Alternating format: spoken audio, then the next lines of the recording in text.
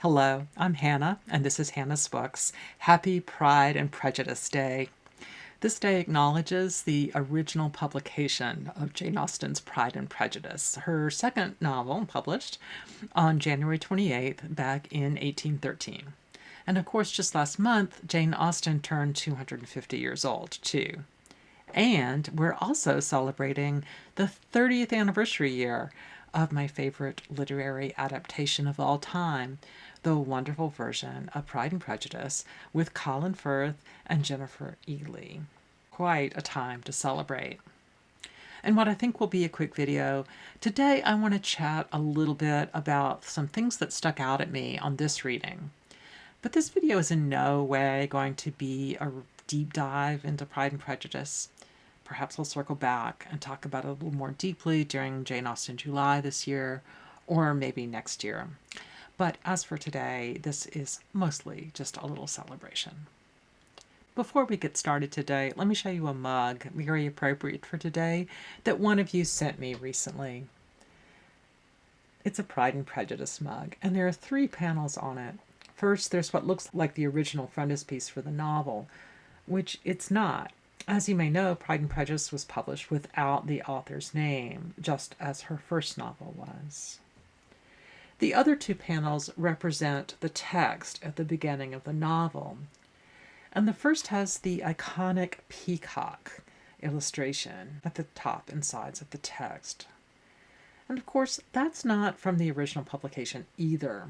I think Pride and Prejudice became associated with the peacock illustrations partly because of pride, proud as a peacock, but more directly because of an illustrated edition of the novel that was published in the 1890s. These are pretty stunning and pretty stunningly expensive too. Well, I'll come back to that original text in just a moment, but first I want to tell you what I'm pouring in my mug today. Harney & Sons was kind enough to send me this gorgeous tin of their new blend and celebrating the anniversaries, Pemberley Grey. It smells so good.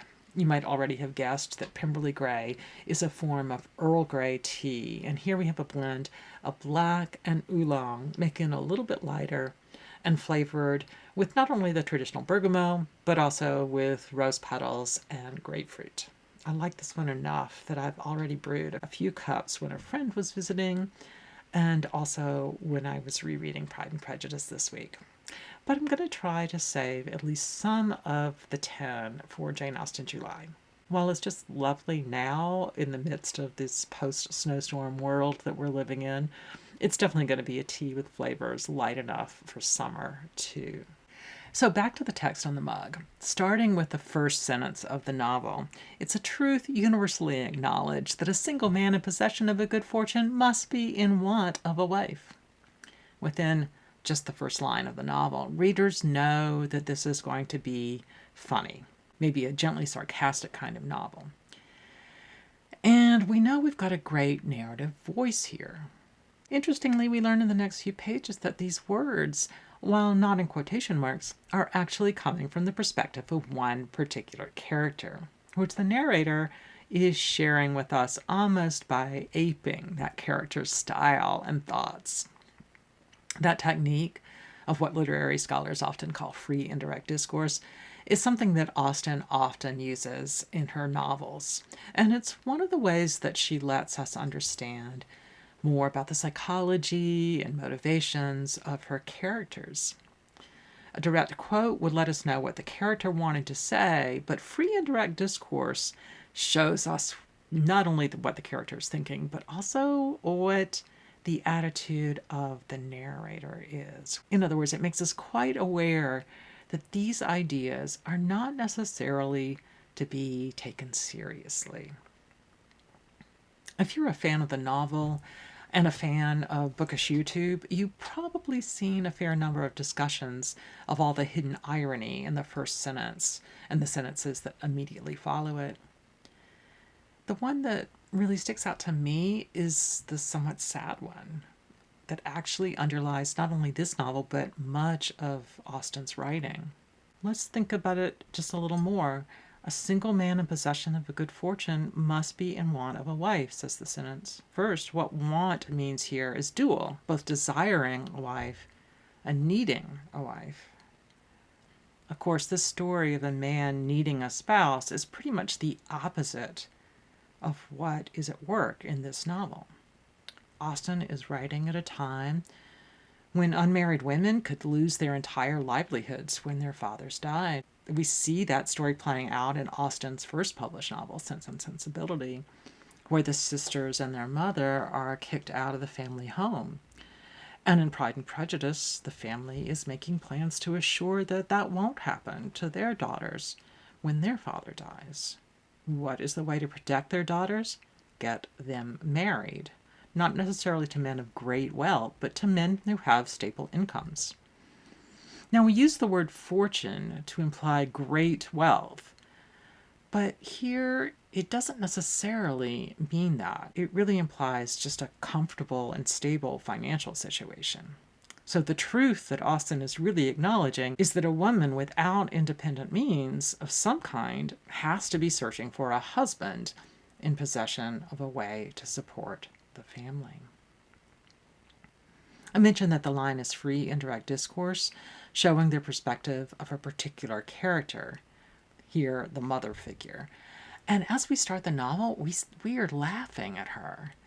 But she's right that her daughters need to be protected, since the death of their father will leave them without a home. Mr. Bennet, who seems far more reasonable at first, at least to most of us, might actually be the irresponsible one. That theme of young women searching for stable finances helps us understand the choices that the main character's close friend Charlotte makes when it comes to her own marriage, even though her choice disappoints Elizabeth and us modern readers too. I mentioned that as I was rereading, I was focusing on some things for the first time. One was the mirroring of proposals and letters throughout the novel. I'll explain what I mean in a moment, but I think they stood out to me this time because of my reading last year of Rebecca Romney's book, Jane Austen's Bookshelf, about the women who came before her. The authors Romney writes about were not new to me, and I had a basic understanding of the way they shaped Austen's novels. But in general, I'd been focusing on how Austen had gone beyond what those earlier authors had done, rather than thinking about what she had continued to rely on in her novels. I was almost surprised this time to realize how important letters actually are in Pride and Prejudice. I think I usually just incorporated them into the larger plot without much thought. Entire stories could be told in 18th century novels in an exchange of letters. And that's what epistolary novels are. The theme of BookTube's event this year, Epistolary January, in fact.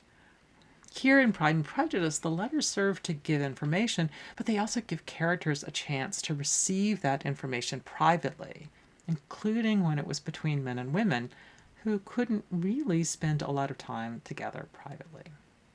It was also a way to revisit that new information, and the friendship too, actually, again and again, sometimes rethinking what that information really meant, or what the friendship actually meant.